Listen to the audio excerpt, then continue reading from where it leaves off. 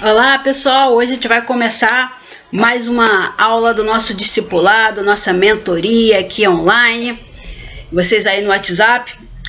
Hoje a gente vai no discipulado na lição 13, que é os relacionamentos na vida da igreja e entre os irmãos da igreja. E é a terceira vez que a gente fala sobre igreja, né? E a gente vai seguir sempre com as orientações práticas para o crescimento espiritual e depois a flecha da vitória para avançar. Então o nosso tema hoje é relacionamento na igreja. Nossa aula vai ser dividida, a primeira parte, introdução, onde a gente vai fazer uma breve introdução, falar sobre a igreja, nosso momento atual, e a segunda parte, apostila, onde fala diretamente dos relacionamentos da igreja, e a terceira parte a gente vai falar sobre, a gente vai dar a flecha da vitória. Eu vou trazer 4 conceitos e 4 ferramentas, 4 dicas para você avançar, ok? Vamos lá, partiu para a introdução? Tudo bom com vocês, gente? Tô com saudade de vocês, né? Tô com saudade mesmo. E ansiosa pela hora que vai começar o culto. E para lembrar, você já pode curtir no vídeo, se inscreve no canal para a gente atingir aquela famosa meta de 1000 inscritos. Compartilha nas suas redes sociais, gente. Compartilha. Quem está assistindo, compartilha. Foi legal para você? Você gostou? Funcionou? Pô, curte lá, dá a dica. Fala pessoal, gente, olha, que tá legal, tem uma parada maneira aqui no vídeo. Vai lá. Então vamos lá, para a introdução. Relacionamento na vida da igreja é um tema amplo. Cada relacionamento, pelo menos dava uma aula, tá? Ou mais. Mas a gente vai dar uma visão geral, uma pinceladona geral, ao invés de ficar olhando particularidade, a gente vai olhar o todo e a gente vai dar esse panorama aí. E hoje se fala muito de diversidade, como se isso fosse algo muito inovador. Mas a ideia do evangelho, desde sempre, é pregar as boas novas a toda tribo, raça, língua e nação. Logo, a igreja é uma comunidade plural, uma igreja é uma comunidade com pessoas de diversas culturas, idades, sexo, gênero, raça, né? E a gente vai começar a gente desde ter um desejo de que assim seja, que todo mundo, o máximo de pessoas, possa estar lá, para que sejam trabalhadas por ele. Então, trabalhados por ele, né? Veio como estás é para todas as tribos. E aí a gente vai trabalhando esse vem como está, para você, né? Você passa a mudar por conta disso aí. Eu gosto muito da ideia das tribos urbanas. E para fazer missões urbanas, você precisa se abrir para as tribos ao seu redor. Eu, por exemplo, eu sou da tribo de grafiteiro, tribo de artista urbano. E você tem aí na cidade, por exemplo, a gente pensa em tribo, talvez você pense só, o pessoal lá de Manaus, lá no Amazonas e tal. Não, tribo não é só de indígena, a gente tem tribos na cidade, por exemplo, grafiteiro é tribo, pagodeiro, sertanejo universitário, funkeiro, roqueiro, rapper, grunge, yuppie, playboy, patricinha, mauricinho, metaleiro, rastafari, clubber, nerd, geek. Sabe a diferença de um nerd para um geek? Sabe, o pessoal dos esportes, bodybuilder, que mais? Marombeiro, rato de academia, desse povo todo, gente. Isso tudo é tribo. Tá? Eles têm seu próprio dialeto, sua própria linguagem, tem a sua linguagem visual, sua linguagem corporal, seus códigos, suas normas, suas regras, eles têm. E Deus quer todas essas tribos. Então a gente tem que se despir um pouco do que a gente acha, do que a gente pensa, para a gente poder chegar lá. Porque se você chegar lá, por exemplo, no meio do hip hop falando crentez, a pessoa se fecha, cara. Você não pode chegar para uma tribo urbana, no meio do território de uma tribo urbana, falando crentez. É que nem você imagina alguém chegar de ternão, bonitão, sapato de 2 cores, sapato social bicolor, gravatinho, lá numa tribo em Manaus, falar para os índios lá, Alto Manaus, pô, não tem condição, nem condição pelo território, tá? E é a mesma coisa, você tem que avaliar o seu território, e tribo urbana tem que avaliar território, onde você está. Você está falando pessoal que faz parkour, pessoal que faz calistenia, você sabe o que é isso? Você nem sabe.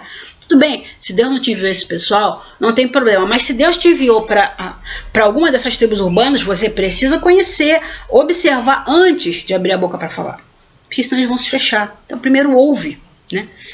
Então tá aí a dica para algum aspirante a missionário, tá? Fica aí a dica para você, mas todos nós temos um chamado de pregar o evangelho, e isso é um chamado missionário. Então você Pode até não ser um missionário, mas você tem um chamado para pregar o evangelho, isso faz parte do trabalho missionário. E agora, vamos para a segunda parte, vamos para a apostila, porque hoje tem flecha da vitória e tá bom. Vamos lá. Lição 12 na apostila, página 81, já passei para vocês pelo WhatsApp, vamos lá. Introdução. Desde que o discípulo tomou a decisão de seguir a Cristo e passou a fazer parte de uma igreja local, certamente enfrentará conflitos sociais próprios de quem vive entre pessoas de temperamentos, cultura e níveis sociais diferentes. Seguir a Cristo implica não somente numa relação com Ele, mas também numa relação com outros seguidores de Cristo. Afinal, com os demais discípulos temos muito em comum. Uma mesma fé, o mesmo Senhor, o mesmo Espírito, o mesmo Pai, uma mesma esperança. Com eles formamos uma só família, um só corpo e uma só igreja, vivendo todos em comunidade de amor. É o que dizia Efésios 4 e 6. Há somente um corpo, um espírito, como também vós foste chamados numa só esperança da vossa vocação. Há um só Senhor, uma só fé, um só batismo, um só Deus Pai de todos, ao qual é sobre todos e age por meio de todos e está em todos. Então, vamos ao tópico 1, comunhão, uma palavra que requer ação. A gente já falou de comunhão, já falou na outra aula que comunhão é koinonia, que tem a ver com uma generosidade. Então, a vida de comunidade é um desafio aos seus discípulos. Jesus não buscou seus primeiros discípulos pela igualdade entre eles, mas pelas diferenças políticas, culturais e profissionais. Os 12 eram diferentes em temperamento, ideias e profissões. 5 deles eram pescadores, um deles era uma espécie de guerrilheiro que não gostava do governo de Roma, Simão Zelote. Aqui a apostila foi gentil, tá? Na verdade, Pedro era uma espécie de terrorista, porque ele era aquele cara que andava com uma adaga. Essa adaga tinha um nomezinho, uma faca pequena, não lembro o nome, mas era uma... Eles andavam com aquelas roupas, né, aqueles mantos e tal, e tinha uma adaga. Quando tinha uma confusão, eles odiavam o governo de Roma. Então, quando tinha uma confusão, um furdunço no meio da feira, ou qualquer discussão, ele pegava, que ele aproveitava, tem algum romano aqui que me interessa? Ele chegava e esfaqueava o romano. Parece guerrilheiro? Não, cara, isso é terrorista. Pedro era um tipo de terrorista. Deus usou esse cara. Olha só, Deus usou esse cara. Deus fez a obra na vida desse cara e usou. Então, é com Deus, tá? E a gente viu que Pedro não passou a ser um cara violento. Paulo também não era um cara, né?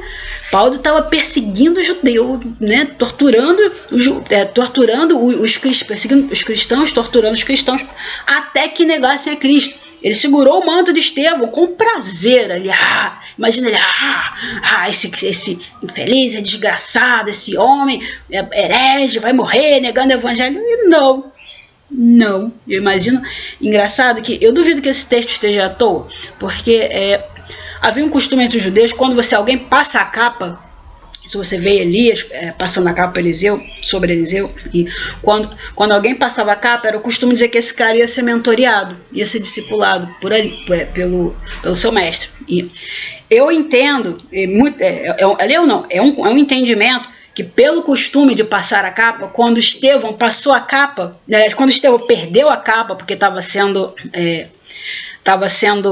apedrejado, ele passou a capa a Paulo, ele passou o ministério para Paulo. Embora a gente não tenha muita informação sobre Estevão, o que a gente tem é essencial, foi o primeiro mártir, e ali iniciou a movimentação do ministério de Paulo. Tremendo, né? Você saber, por isso que é legal saber de usos e costumes, porque você começa a entender um pouco mais sobre o evangelho.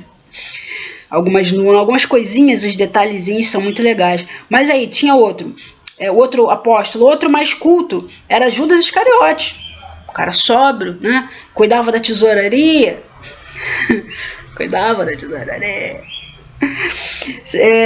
Mateus, cobrador de impostos a serviço de Roma, chamado publicano, odiado pelos judeus.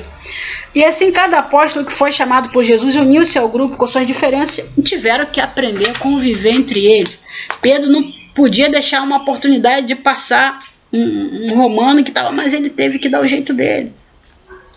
E outra parte aqui sobre a igreja, koinonia ou comunhão, né?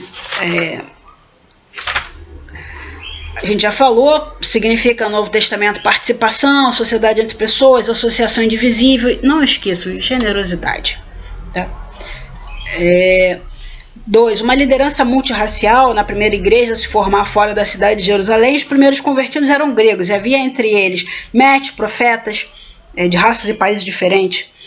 Né? Outra coisa, os apóstolos ensinavam os discípulos os mandamentos de reciprocidade.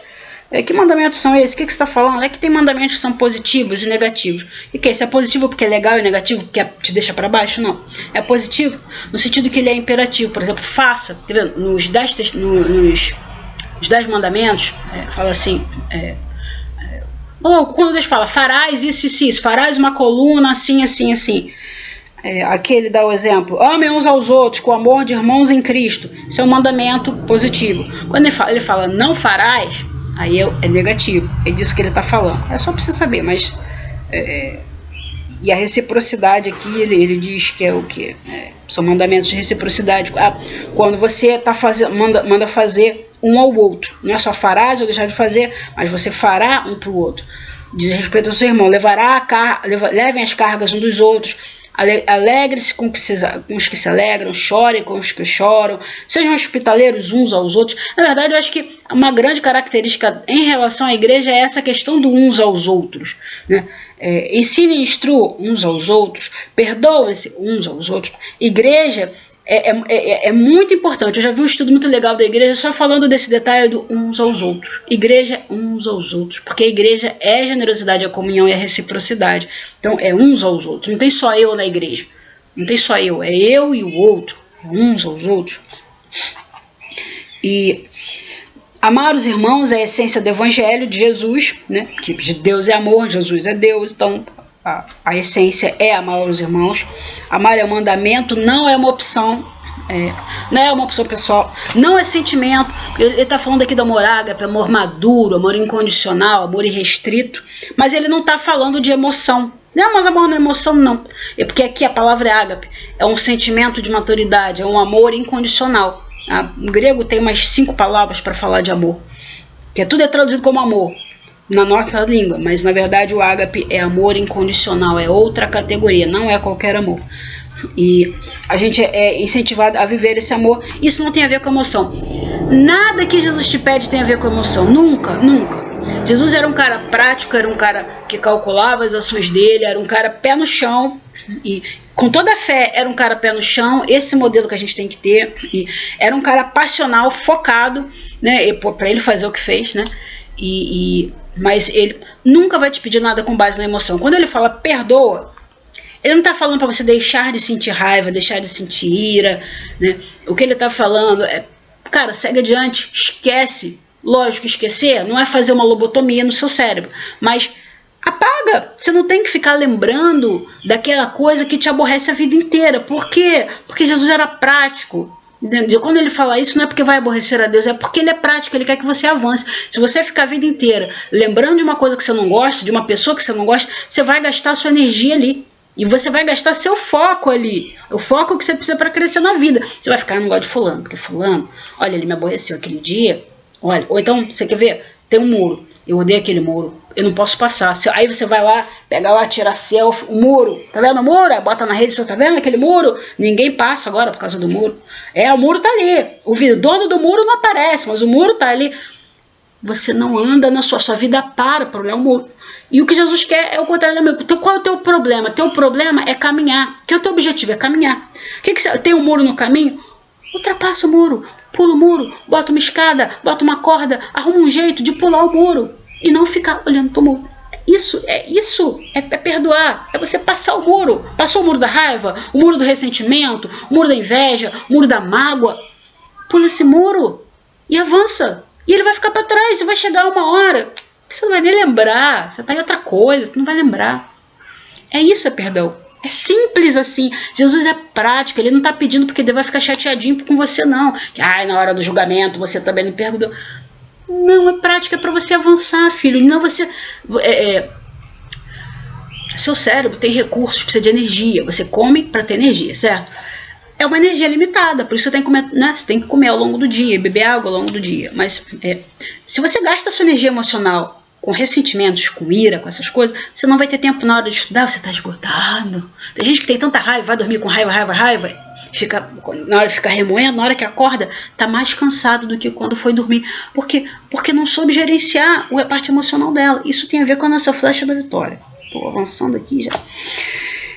Então amar tem que ser prático, tem que se manifestar numa ajuda humanitária também. Aí João fala assim, 1 João 3,16, nisso conhecemos o amor, que Cristo deu a vida por nós e devemos dar a nossa vida pelos irmãos. Ora, aquele que possui recursos desse mundo e vira seu irmão, padecer necessidade e fechar no seu coração, como pode permanecer nele o amor de Deus? Filhinhos, não é mesmo de palavra nem de língua, mas de fato, em verdade, ou seja, com ações. Tá, você não gosta do seu irmão. Você tem que amar o seu irmão da igreja. Não tá falando pra você gostar dele. Você tem que amar, mas não gostar é outra coisa. Gostar é emoção. Porque a emoção é química. É química. Você não pode... Se você comer alguma coisa errada, de repente você vai ficar mais irado. Se você come muito açúcar, você fica agitado. Você sabia disso? Que açúcar é neurotóxico, ele afeta o teu cérebro. Você fica muito agitado. Se você, sabe, é química. Então você não pode controlar muito a sua química. Pelo menos aqui nessa época não se controlava. Agora a gente tem estudo, até dá para controlar. Mas não dá para você, sabe, ser julgado por isso. Então não é disso que ele está falando. Está falando de ações. Ame. O que é amar? Amar, ama aquela pessoa. Faça o bem, ame, ajuda esse cara, dá vida por ele. Você não gosta dele, mas dá vida por ele, porque Jesus também fez isso. Parece difícil? Não, né? Eu acho que está fácil. Tá? Paulo seguiu a risco, orientou os irmãos que amassem até os inimigos e tal. Paulo, eu sei que seguiu a risco, porque Paulo matava os inimigos, gente. Ele, né? Paulinho era assim, né? Então, fechando aqui a apostila, é possível, portanto, viver em harmonia. É possível, acredita. Viver em harmonia entre pessoas da mesma fé que procedam de culturas, raças e níveis sociais diferentes. O Evangelho de Cristo nivela todos os homens para que sejam iguais, gente. Tá bom? Vamos lá para a flecha da vitória hoje, que tá muito bom. Vamos lá, deixa eu abrir aqui. Flecha da vitória. Então, como hoje estivemos falando de relacionamentos, a gente está falando de relacionamentos, eu vou dar algumas dicas e ferramentas para você ter relacionamentos saudáveis. O que você vai fazer com seus relacionamentos e como você se beneficiar com isso. Ação produz resultado. Flecha da vitória é sempre assim. Uma ação para produzir o resultado. Porque discipulado não é só aula de história, certo? É mentoria. Seus relacionamentos produzem resultados. Você parou para realizar essa cena em que talvez a sua vida seja o resultado dos relacionamentos que você tem ou deixou de ter? Mas nem todo relacionamento produz resultado bom, certo? Eu sei que você sabe disso. Eu sei. Nem todo mundo gente, olha só. Nem todo mundo é bonitão, bonitona, agradável, simpático, gente fina que nem você. Nem todo mundo tem esse privilégio de ser como você é, maravilhosão, maravilhosona, certo? Mas dentro da igreja e fora da igreja, a gente vai ter todo tipo de gente, né? E a gente vai ter que ser cristão dentro e fora da igreja. Igreja é relacionamento. O que eu falei? Relacionamento é importante para Deus, porque Deus é Pai, Filho e Espírito Santo, em unidade. Relacionamento, né? Relacionamento é importante. Jesus resumiu toda a lei, a Torá, pensa lá, Gênesis, Êxodo, Levítico, Números, Deuteronômio, toda a Torá e os profetas em amar a Deus acima de todas as coisas e amar ao próximo como a si mesmo. Cara, resumiu tudo isso em 2 mandamentos. Se você cumprir isso aqui, você cumpriu a ideia, pegou o princípio, pegou tudo. Então esse amar não é relativo à emoção, mas à ação de amar. No caso, aquele amor que eu estava falando, que é o ágape. Então Jesus era prático, passional e prático. E a gente pensa que porque ele se entregou por nós, isso foi uma paixão desvarada, enlouquecida, não pensou, não. Olha só, ele calculou muito, porque ele tinha que cumprir as profecias. Ele tinha tempo, tinha hora, tinha dia, né? Então, sem dúvida, não foi uma paixão no sentido emocional, uma coisa de adolescente. Foi um amor maduro, calculado. Ele calculou os riscos. Quando a hora de salvar, ele calculou. Então, quando a gente fala em preço, é porque ele calculou os riscos, ele calculou o seu valor, calculou as ações, ponderou as ações e as consequências. E olha, não tinha ninguém para ficar motivando Jesus para ele fazer o que fez, não. Não tinha uma líder de torcida, vamos lá, com aquele pompom, né? Não tinha, não, gente. Não tinha ninguém para ficar lá com ele, não. E ele fez porque calculou, não podia errar. E daí o que você conclui? Jesus era disciplinado. disciplinas espirituais. Eu vou te ver lá, vou te pegar lá, vou te espremer lá. E se ele dependesse de motivação, gente, ele não tinha feito, a gente estava no inferno, era isso, porque ninguém ia dar conta, não tem motivação no mundo que dê conta de você morrer como morreu e tendo, porque olha só, nem todo mundo aceitou Jesus. Se você parasse, você vai morrer por essa pessoa, a pessoa nem quer saber de vocês, estão querendo ir para o inferno, a porta está larga, eles estão brigando para entrar lá. Tem fila de espera para o inferno, para entrar no inferno. Se sou eu, amigo, vai tudo pro inferno, não vou morrer nada, se vira, cada um dá teu jeito. Isso é uma graças a Deus, não dependeu de mim a salvação da humanidade. Então, nesse contexto de disciplina, ele escolheu os seus discípulos. Né? E é a disciplina dele. Augusto Cury, que é um psiquiatra, escritor, ele fala o seguinte, num dos seus livros, ele fala que os discípulos, se eles passassem, todos eles, se eles passassem por uma entrevista de emprego, nenhum deles ia ser contratado, todos iam ser reprovados. Todos eram, primeiro, muito jovens, indecisos, imaturos, cabeçudos, medrosos. Mas aí a gente aprende sobre comunhão, né? É aí que a gente aprende comunhão. Lembra que a gente falou que comunhão tem a ver com generosidade? Olha a generosidade de Jesus, como Jesus foi extremamente generoso com os seus discípulos. Ele não ficava focando no defeito dos discípulos, ele focava no que eles tinham de melhor. Pedro, covarde, impaciente, reativo, abria a boca quando já tinha falado, falava sem pensar. Mas Jesus olhou para a qualidade. Qual era a qualidade de Pedro? Pedro era carismático, era forte, era um líder natural. Um líder que ia trair, mas era um líder. Entende? Jesus ele focou e tirou o melhor de Pedro. Conseguiu extrair aquela coisa de espremer, né, a azeitona para tirar azeite. Cara, Jesus é bom nisso. Ele é bom nisso, ele faz isso com a gente. Você não precisa se preocupar de, tô no evangelho, eu sou vacilão. Tá, você é vacilão, mas Jesus vai tirar o melhor de você e você vai ser o cara. Se você é aquela mulher fantástica no evangelho, você pode ser vacilona? Pode. Mas Deus vai trabalhar, confia. Confia que Deus vai trabalhar. É isso que ele faz com todo mundo, gente, sem exceção, sem exceção. A gente chega no evangelho vacilão. Acho que tinha que ter aquele meme assim. Paulo devia estar lá, né? Não, Deus devia estar lá. Todo mundo é vacilão, todo mundo é vacilão. Aí chega o escrivão, mas Paulo escreve. Não posso escrever isso. Aí Paulo, tá bom, escreve aí. Não é um justo se quer. Ah, meu Deus, fazer esse meme pra vocês. Então, a gente tem que olhar o que as pessoas têm de bom, porque só assim você vai conseguir extrair daquela pessoa o que a pessoa tem de bom. Se você não der oportunidade para aquela pessoa ser legal com você, essa oportunidade nunca vai acontecer. Entendeu? E não tem garantia, gente. Não pensa em, eu quero garantia, não tem garantia. Sabe, que ela vai ser legal. Não tem. Não pensa que porque você deu uma chance, você foi generoso, a pessoa vai se arrepender, vai se consertar. Cara, sem olhar para trás. Sabe? É risco. O evangelho é risco. Jesus assumiu risco. Jesus correu risco com você, morreu pela humanidade, assumiu risco. Mas tem gente que não quer saber dele, é assim. Quem perde com isso não é Jesus, não é a igreja. Então, mesma coisa com você, dá oportunidade. Dá oportunidade para aquela pessoa vacilona. Se a pessoa não entender, não é problema seu. Ela desperdiçou a oportunidade maravilhosa que você generosamente deu. E você fez a sua parte de ser generoso. Se ele for um desperdiçador, paciência. Relacionamento é resultado. A pessoa que sai desperdiçando oportunidades, ela vai colher isso no futuro, resultado. Relacionamento é resultado. Então, sabe, dá oportunidade. Se a pessoa não entender, não é problema seu. Sacode a poeira do pé e segue a vida. O cristão tem que aprender a sacudir a poeira, porque a Bíblia fala que você prega, entra na cidade e prega. Se não quiser ouvir, sacode a poeira do pé, vai embora. Também não é para ficar insistindo, ficar dando pérolas aos porcos, não. Dá oportunidade, não quis problema, não é mais problema seu, não é mais a sua alçada, você está liberado para seguir em frente. Então, dá oportunidade não é ficar insistindo, é ser generoso. Então, por que eu estou insistindo nisso? O mundo parou por causa do corona, né? Por causa do vírus, é o momento que a gente está. Muita gente agora está sem dinheiro, sem emprego, a crise financeira por causa do isolamento está aí. A gente ainda vai experimentar um terceiro momento dessa crise, que é a retomada, e nesse momento de retomada muita gente já gastou suas reservas, vai ter que vender seus bens a baixíssimo preço, só para manter o básico da sobrevivência. E você talvez não tenha dinheiro guardado, nem bens a vender. Você vai, meu Deus, como é que vai ser para mim? Olha só, isso não significa que você está descapitalizado.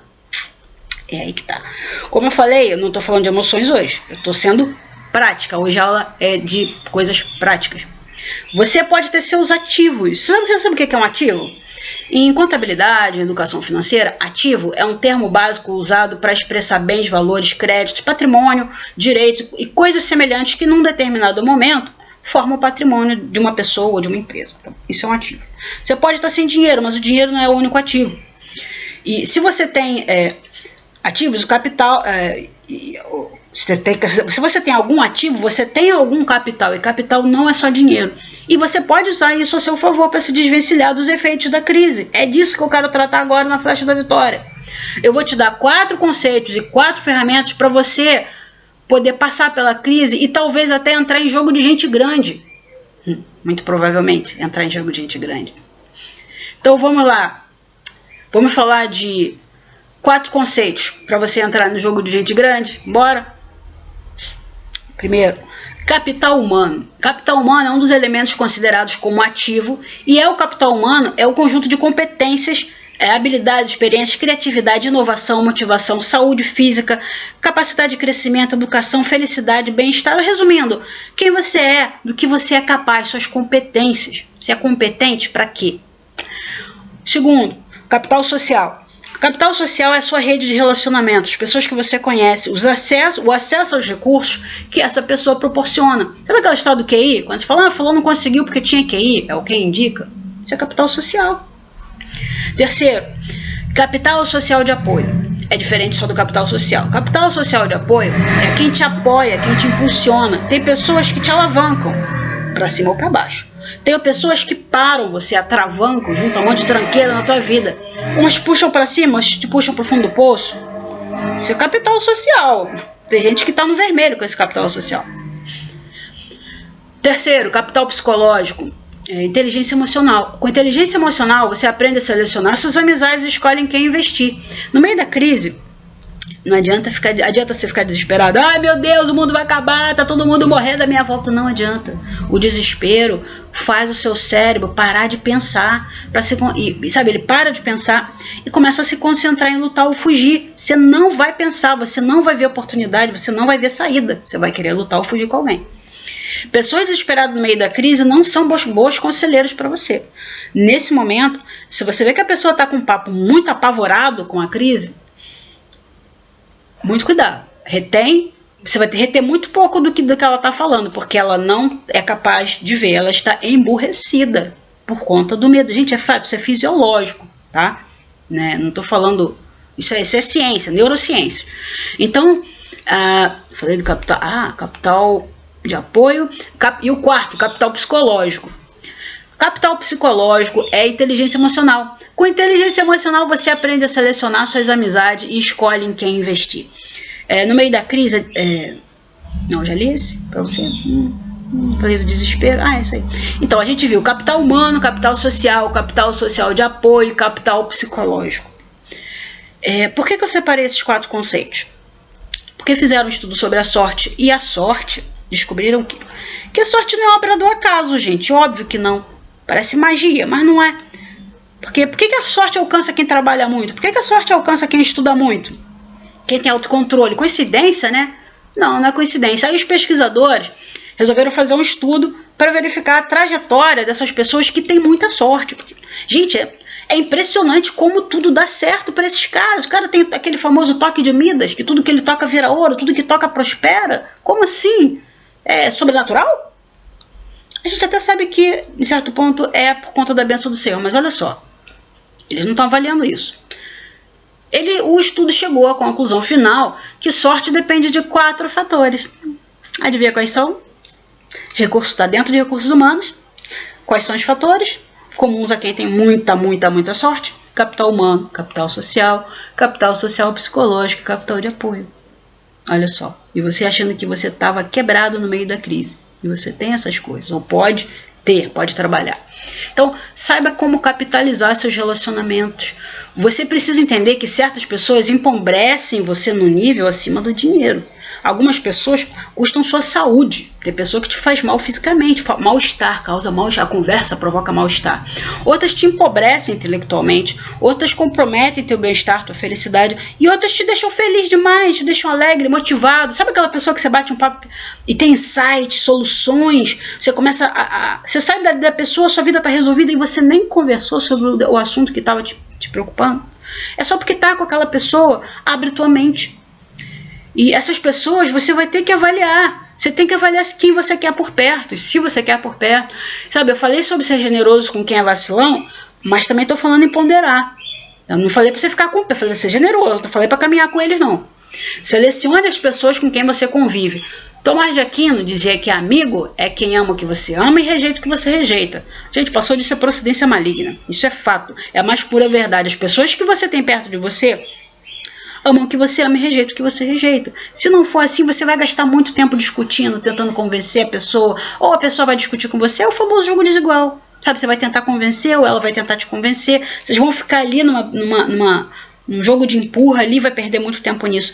Então, seus amigos, você precisa observar isso. Então, a gente precisa amar as pessoas incondicionalmente? Sim. Mas precisamos ser prudentes como a serpente também. Então, seja prudente nas suas amizades.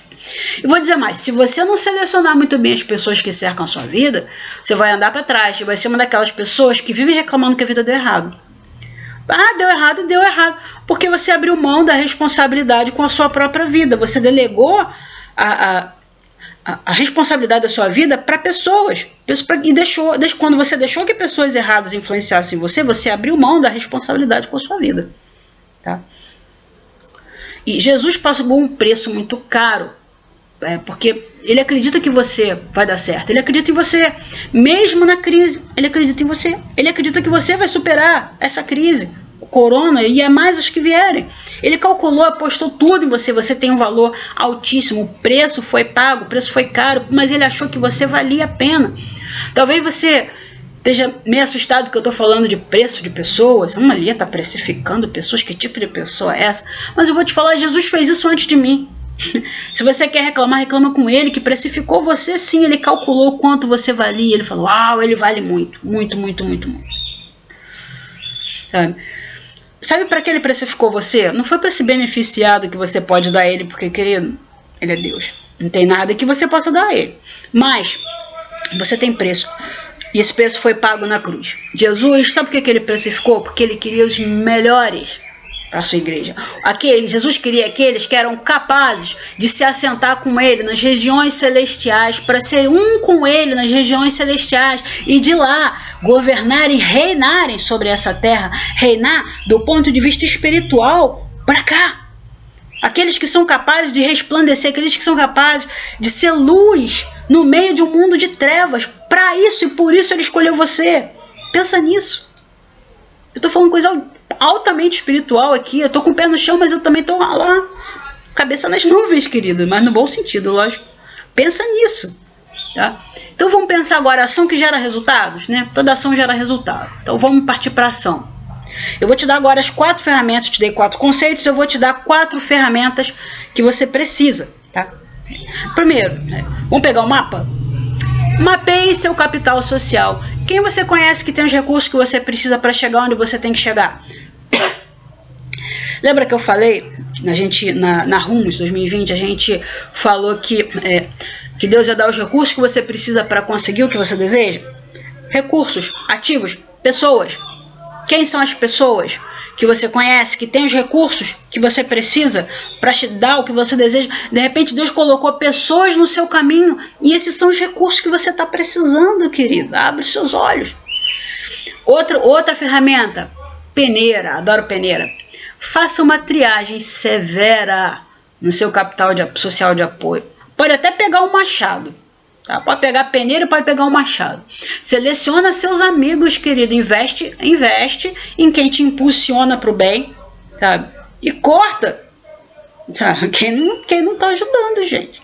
Corta aí com o machado quem não está Aproveita que está todo mundo no isolamento, tem gente que já não vai voltar, então não caça oportunidade. Não dá oportunidade para gente que não vai a lugar nenhum. Sabe? Investe em quem te impulsiona para o bem, para uma vida mais produtiva e mais perto de Deus. Aprende a dizer não. Quer prosperar, tem que aprender a dizer não. Quem não está fazendo nada de bom vai chamar você para fazer nada de bom com ele. Entendeu? Quem é desmotivado pode te motivar? Como? Vou te dar um exemplo. Você quer caminhar na praia, mas aí você está desmotivado. Aí você vou começar a caminhar na praia. Aí você chama um fulaninho que está desmotivado, não tem a menor intenção também. Qual a probabilidade de vocês dois caminharem na praia? Você pode até ir no primeiro dia, mas no segundo, terceiro você já não vai. Um desmotivou, ainda o outro somou menos. A quem foi dado, muito mais é dado. Mas quem não tem, até aquilo que não tem será tirado. Gente, isso é bíblico. O cara não tem motivação, vai tirado. Não tem, é tirado. Aí você já não tem motivação, vai colar com alguém que não tem. Até o que você não tem vai ser tirado. A motivação que você não tem vai ser tirada de você também. Você já não tinha nada, vai ficar com menos, vai ficar no déficit. Entendeu? Então, outra coisa, você quer estudar para o vestibular, ou fazer um curso, aí você vai chamar alguém. Quem você vai chamar? Quem está comendo livro, quem está estudando 24 horas lá, ou vai chamar alguém, a galera lá da cozinha, fica lá no final da sala de aula, batendo papo. Quem você vai chamar? Você quer uma vida espiritual mais elevada? Eu vou chamar quem você vai chamar? Você vai chamar o fulaninho que é carnal pra caramba, aquele crente carnudo, churrasquinho ambulante, churrasquinho de gato. Aí você vai chamar o cara carnal, aí ele vai falar, beleza, vamos pra balada que a gente evangeliza o pessoal na balada. Vai, faça-me um favor, faça-me um favor. Quer ser espiritual? Anda com gente espiritual. Cara, coloca um profeta. Cadê o... não tem condição de andar com um profeta, eu nem entendo o que eles falam. Vai pra intercessão, cara. Eu quando me converti, eu me joguei de cabeça no evangelho. Você acha que vai ficar no banco? Eu vou pra intercessão, cara. Fui lá, ficava no banco da intercessão, porque eu queria ver o que o pessoal que estava intercedendo fazia. Eu falei, pô, o pessoal faz jejum, né? Eu nunca fiz jejum na minha vida. O pastor nem falava de jejum. A gente só ouvia falar de jejum lá no grupo da intercessão. Quer crescer espiritualmente? Entra no grupo de intercessão da igreja. Ali você vai aprender a orar. Ali você vai aprender a orar com propósito, tipo de oração, como orar, relógio de oração. Ali você vai aprender, entendeu? Quer aprender? Cara, grupo de intercessão. O melhor discipulado que você pode ter, grupo de intercessão. Ali eu cresci. Tá? E aí o pessoal fala, pô, você cresceu rápido na igreja? Pô, grupo de intercessão, reunião de oração.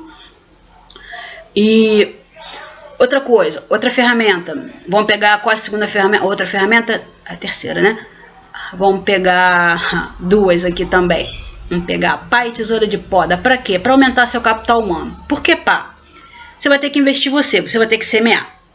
Você vai cavar oportunidades, cursos, competências. Faça cursos, estude. Qual foi o último livro que você leu na sua área de atuação?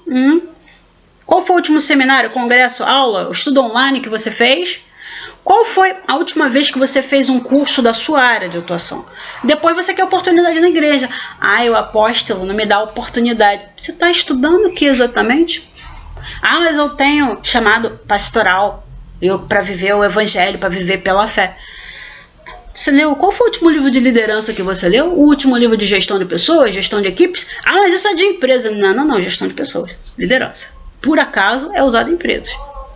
Você leu? Não, mas é o Espírito Santo que faz.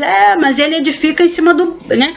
O oleiro molda o barro segundo a qualidade do barro. Você já fez escultura de barro? Eu já fiz. Você pega o barro, tem barro que não dá para trabalhar, porque é cheio de pedra, não passou por peneira antes. Aí tem barro não, que é macio, porque não tem uma pedrinha, maravilhoso de trabalhar, você faz coisas maravilhosas. Aquele cheio de pedra você não consegue trabalhar.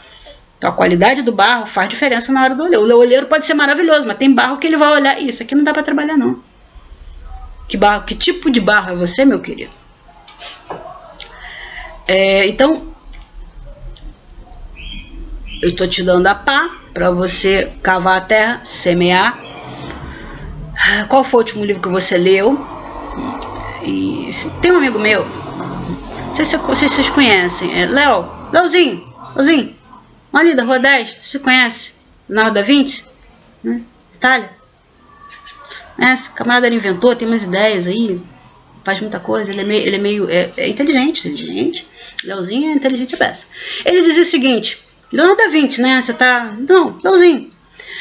Ele diz o seguinte: os que se encantam com a prática sem ciência são como timoneiros que entram num navio sem timão nem bússola, nunca tendo certeza do seu destino. É isso, querido. Você vai se encantar com alguma área, com alguma atividade sem ciência, sem conhecimento, vai se perder, vai se atolar, não vai se meter, não vai saber sair, sabe? E com certeza Deus vai edificar sobre o que você tem. Mas olha só, Pedro foi escolhido como apóstolo, como líder da igreja. Pedro tinha uma frota de barcos, ele liderava funcionários. Paulo, o grande missionário, primeiro missionário, Paulo era negociante, vendedor e viajava de diversas culturas. Ele sabia persuadir pessoas de diferentes culturas, grande missionário. Então é claro, né, eu estou falando para pessoas maduras, né? Espero que você esteja no rol das maduras. Então, cuida da tua saúde, passa tempo de qualidade com a família. Isso também é ativo, tá? Porque na hora que o bicho pega, a tua família que te dá suporte. E cuida da saúde também, porque sem saúde você não sustenta o templo do Espírito Santo. Simples assim. E outro, vamos lá, tesoura de poda, que eu falei da tesoura. Em que área você é bom? Investe nessa área. Não fica gastando tempo para tentar ser bom em todas as áreas. Sabe? Isso é o que todo mundo faz, por isso que a maioria é mediana. Mediana no sentido medíocre da palavra. Isso é dica de ouro para você. Tem um livro que eu gosto muito, chama Outliers, os Foras de Série. É uma psicóloga, ela fez uma pesquisa e ela começou a rastrear as ações que transformavam essas pessoas outliers, os fora de série, os recordistas, os grandes campeões, e o que transformava essas pessoas, e para ver por que elas eram assim, se tinha um padrão de comportamento, porque se tem um padrão de comportamento pode ser copiado. Você copia o comportamento, tem resultado igual, né? E ela descobriu que tem padrão sim. Dos padrões que ela identificou: paixão pelo que faz, foco no que faz e garra. Todos eles têm isso em comum: paixão, foco e garra. E é um livro muito bom, eu recomendo, é um livro que eu amo, eu viro e mexe, eu pego, leio, é muito, muito bom, sabe? E vale a pena ler. Se você quer crescer, você tem que entender porque Deus te deu dons e talentos e você precisa focar nos dons e talentos que Deus te deu, ao invés de ficar focando aqui naquilo que você não é bom. E nesse livro você entende por quê, com detalhes. E tem na internet online, você acha, mas não é um livro caro não, é um livro baratinho, dá para você comprar também. Então quem sobressai, foca nos seus pontos fortes. Você é bom em quê? Foca ali naquela área. Se Jesus fosse seu discipulador, ele ia desenvolver seu potencial na área que você já é bom. Que área você ia escolher? Né? Por exemplo, os grandes esportistas, os campeões, os empresários de sucesso, esse povo todo canaliza a sua energia, a sua atenção numa área só, a área onde eles já são bons. Por exemplo, Kaká, jogador de futebol. Uma época chegou a ser considerado chegou a ser considerado o melhor jogador do mundo. Você acha que nessa época ele estava tentando ser um orador e falar bem? Kaká, quando dava as entrevistas, falava vergonhosamente bem. Hoje ele fala: gente, eu tenho vergonha de ver minhas entrevistas, porque ele falava muito, muito mal. Foi melhorando. Duvido que ele tenha feito curso, que ele ainda é muito ruim, mas ele falava bem. Só que hoje as pessoas, se a Kaká resolver dar uma palestra, vai lotar. Porque ele é um bom orador? Não. Porque ele é um bom palestrante? Não. Porque ele era um excelente jogador. As pessoas querem o que ele tem para dar. Mesma coisa você. Se você focar no que você faz de melhor, as pessoas vão atrás de você pelo que você tem de melhor, não pelo que você tem de mediano. Não adianta ser mediano, passa a peneira, poda esse negócio. Não é o momento de trabalhar isso agora. Tá? É o momento de sobressair, é o momento de ser luz. Tá? E mesma coisa, outro jogador também, Cristiano Ronaldo, referência em futebol, referência de disciplina, referência de outlier, fora de série. A autora fala do Cristiano Ronaldo no livro também. Ele gasta, é uma referência de futebol. Você acha que esse cara gasta tempo tentando tocar violino? Para que ele vai aprender a tocar violino? Sabe, desenvolver a inteligência musical é importante, mas ele está competindo, ele precisa focar no que ele tem que fazer e que ele tem que fazer bem. Então a energia dele ele gasta na área que ele precisa sobressair. Se ele resolver aprender música, é lazer, é hobby. Não vai gastar energia, ele vai descarregar energias ali. Entendeu a diferença? Então, mais uma ferramenta, a última, Vou te dar um timão de navio. Para quê? Para você ficar no controle, aumentar seu capital psicológico, inteligência emocional, autocontrole. Sabe? Aprenda a controlar suas emoções. Desenvolva o autocontrole. De que adianta estudar 24 horas para passar numa prova, se quando chega na hora da prova você fica ansioso e dá branco, apaga tudo da sua mente. Você quer subir degraus no seu emprego? Aí seu chefe é injusto, ele não é obrigado a ser justo. Então aí você perde a linha e fala um monte de besteira, ou perde a demissão, perde o foco. Adianta? Não. O que adianta estudar para ser um bom empreendedor se na hora da negociação seu cliente diz não, você fica atordoado, não consegue mais negociar, não consegue fazer a reviravolta na negociação? Busca autocontrole. Você quer uma ferramenta para isso? Jejum produz foco, jejum produz autocontrole. A gente vai ver isso no curso de disciplinas. Tá ansioso? Faz exercício de respiração. Procura no YouTube, tem tutorial, exercício de respiração para relaxamento. Faz, cara, 5 minutos por dia de exercício de respiração. Ajuda. Jejum, 12 horas de jejum é o mínimo. 12 horas de jejum. Pô, se puder, faz mais. Faz um condicionamento para fazer mais. Pô, pelo menos 20 horas aí. Vamos trabalhar 20 horas de jejum. Entendeu? E você vai ser bem sucedido. Eu duvido que você usando essas 4 ferramentas você não dê passos para avançar na sua vida, querido. E eu tô confiante que você vai avançar, eu tô confiante que a gente vai avançar junto. A gente tá aqui, eu tô aqui para isso. O Ministério Preciosa Semente tá aqui para retaguarda. Você vai avançar, Deus à tua frente, Deus à tua retaguarda, mas estamos em Cristo, então podemos dizer que somos sua retaguarda também. Então a gente tá aqui para isso, querido. Um grande abraço para vocês, até a próxima aula. Graça e paz. Beijo.